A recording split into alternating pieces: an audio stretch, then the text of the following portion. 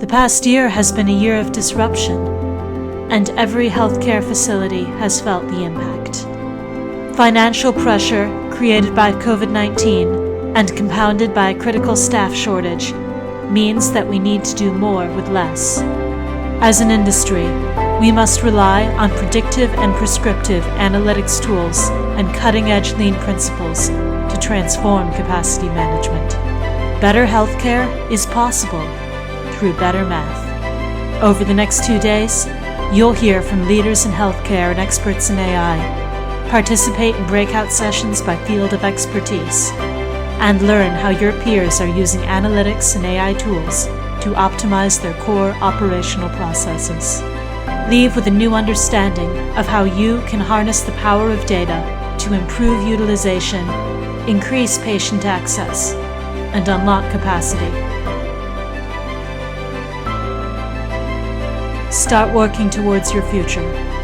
Take the first step to transform.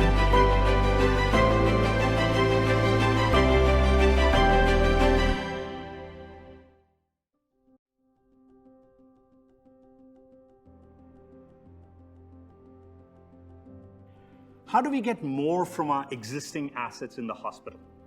This is one of the most pressing operational questions facing the leadership of health systems. The simple truth is that most health systems operate at the edge of their capacity, just like freeways during rush hour.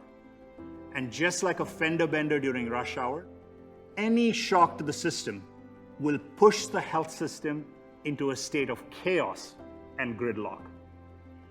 The shock could be either on the demand side or on the supply side. The pandemic was a shock on both the demand as well as the supply side. The crisis also put enormous financial pressure on many health systems. This makes it difficult to continue with the old approach of building more hospitals, more operating rooms, more inpatient bed units, and more ambulatory care facilities. The focus has to shift from building more assets to getting more out of the existing assets.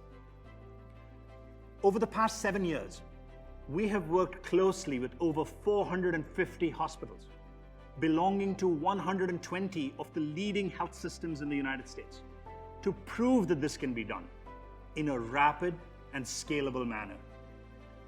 I have the privilege of leading an amazing team of nearly 300 talented individuals with a rich diversity of expertise in mathematics, data science, software engineering, product management, operational excellence, and of course, healthcare.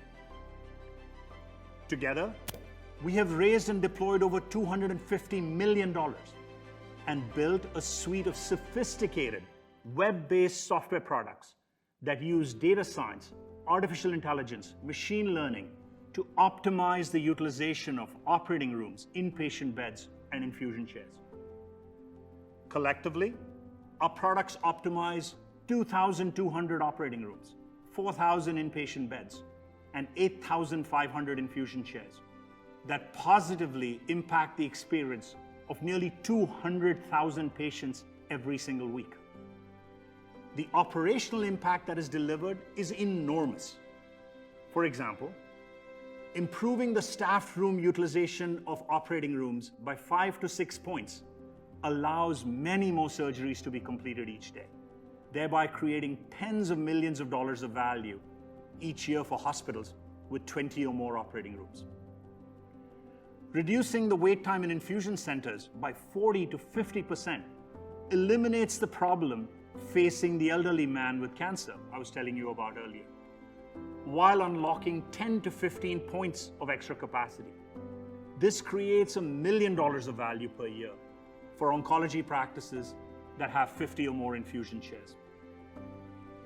The value at stake across the country is $200 to $250 billion per year across all 5,000 hospitals. This translates to $40 to $50 million per year for the average hospital. This is particularly relevant now, given the adverse impact that COVID has had on the financial performance of many health systems. So that's why I'm here.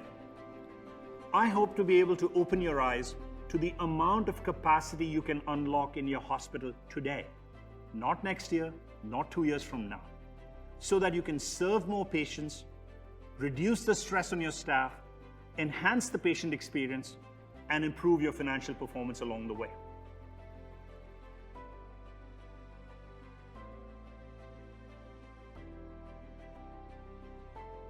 Shore up the foundation, continuing to expand the underlying capability set that then will allow us to take advantage of the tremendous opportunities that are brought to us regularly by various members of our broad ecosystem of partners. LeanTaaS, of course, one of the reasons we're such good friends is that LeanTaaS is it has been a great partner for us. And when we had to think about a business problem, that being all of our operating rooms had been shut down, except for emergency surgeries. All of the elective surgeries had been shut down. And we needed to open up and reschedule a backlog of, hundreds, if not thousands of surgeries. And of course, there's a lot of considerations associated with that. It's availability of surgeons, surgical teams, resources of all different sorts, people resources, things resources, rooms, of course, and their availability. Another big math problem, right? And so who had just helped us solve that crazy math problem related to not having a waiting room in our infusion center?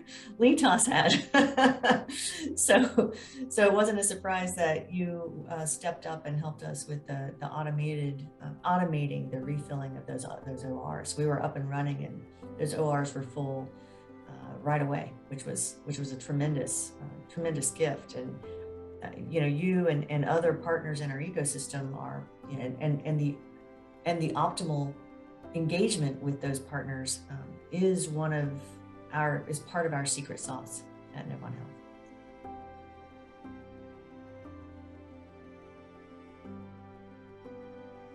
I think that we're going to see much faster adoption going forward. I mean, we've been using arithmetic when we need calculus. And I think that's been exposed now. And I think that most systems are now open to the possibility that there's a better way to do things. And I hope that that's the case. And I do believe that it is. And frankly, in some ways, it's much easier to focus on operations than it is on clinical care. And a byproduct of focusing on operations is clinical care gets better.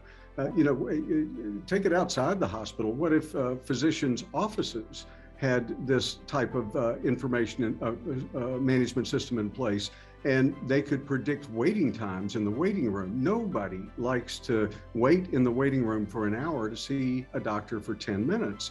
It's almost arrogant to take that posture that it doesn't matter. So the experience of the patient, the mindset of the patient coming into the exam, instead of being angry and not being able to focus on what the question was that they had that they've now forgotten because they can't get past the fact that they've been forced to wait for so long.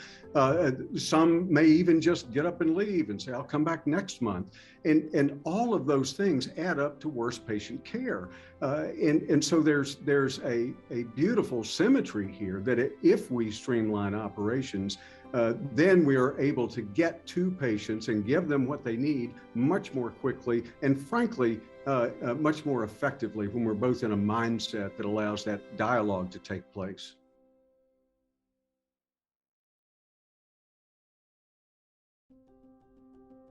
I'm going to circle back on this, and for those of you that are listening now, I promise I don't work for LeanTaaS, but if it is your goal to increase your surgical volume and you don't work in Chicago, I highly, recommend the LeanTaaS software. It's been over a year since we've been live with the program, and not only am I still working with Sanjeev, but the implementation manager, Alyssa, I think I'm on the phone with her, still more than my mother. And we work together on problems that are utilization based, but also scheduling based. I mean, these are people that have worked in the operating room. And if I have a question about how other hospitals around the country are handling a problem or inventing new processes, I'm calling her to brainstorm with. And they are part of our team here now. They are part of our training program here now. And, I'm so happy to have them involved with us, and it hasn't stopped. So I'm happy to still have them hanging around and to have helped us improve.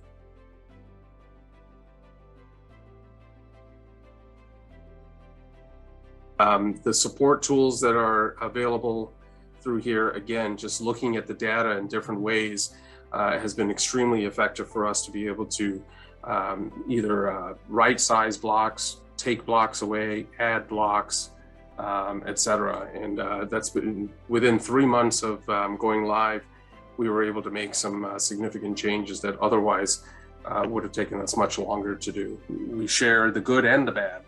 And so, we share the good data to the surgeons that show, how we're improving our staff utilization, how we're improving our first case on start times.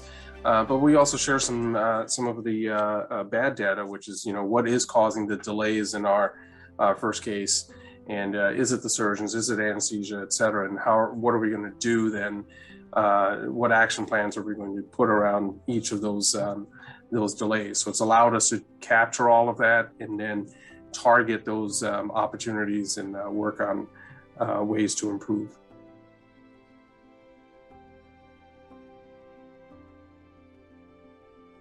Science needs to be the driving force around capacity management. It is no longer something that you can do with a pencil and a pad of legal paper.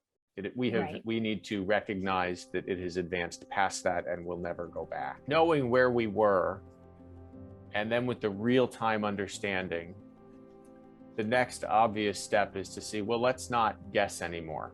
Let's see if we can use data to inform our anticipatory decisions. And staff are tired, patients are sicker, care is more complex, and the care has arrived before we can put in large capital investments in things like buildings. So these are the levers that we really have to pull quickly. Let's bring in some advanced tools. We've gone through all that. We understand each other to a certain extent. Let's see what new levers are out there using forward-looking information to try to mitigate those bottlenecks that we can mitigate, understanding we'll never get to zero.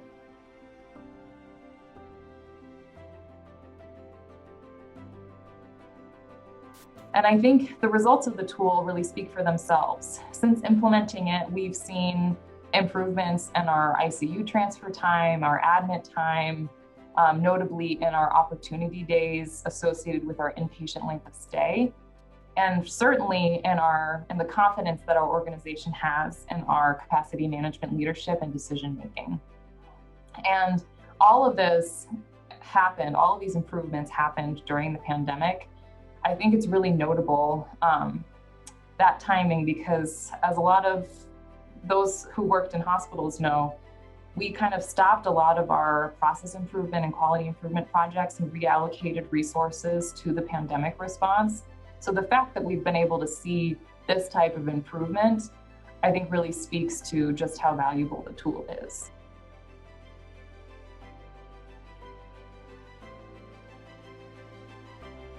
Overall, we're using our hours in the morning and in the evening much more consistently. So there's less low census for nurses going home early. We're able to have our pharmacy feel very consistent through the day. And we've made some real impact to our ability to kind of increase our patient load despite having fewer chairs.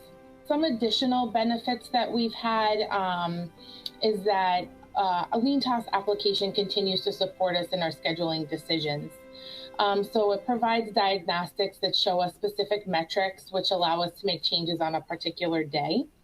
The metrics provide us details about where opportunities exist to schedule patients, or where there may be challenges due to the way that we are scheduling, if we've scheduled too many patients in one area.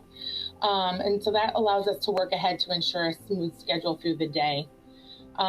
Nurses have a more consistent work than, like I previously spoke about, and they're not experiencing those peaks and flows that we were prior to implementation. Because of the success that we've experienced in the Rogel Cancer Center, we're looking at expanding IQ to our other infusion sites. We are working with IQ to strategically open a few of our closed COVID chairs. And we are looking to send our schedule changes real time to IQ so that scheduling decisions can be made at point of care. And we want to look at ways that we can smooth our schedule based off of our provider scheduled clinic days. And IQ has been, will continue to support us on our ongoing training of our cancer center schedulers.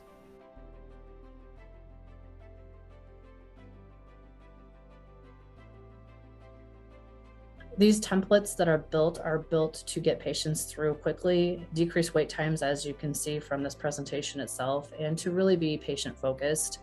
However, that does mean that some of our scheduling practices had to change. So really just helping those schedulers understand why this is actually better for the patient, and then showing them the data thereafter of why it is better, because the patient can get through more quickly without a lot of wait time, and also nurses that are more readily available to help them too, because our templates are more level loaded and much more efficient. Plan to add some fast track chairs to one of our satellite infusion centers, just based off the data that they were able to provide us, which was so incredibly helpful when we went to in front of the business committee to justify the pro forma.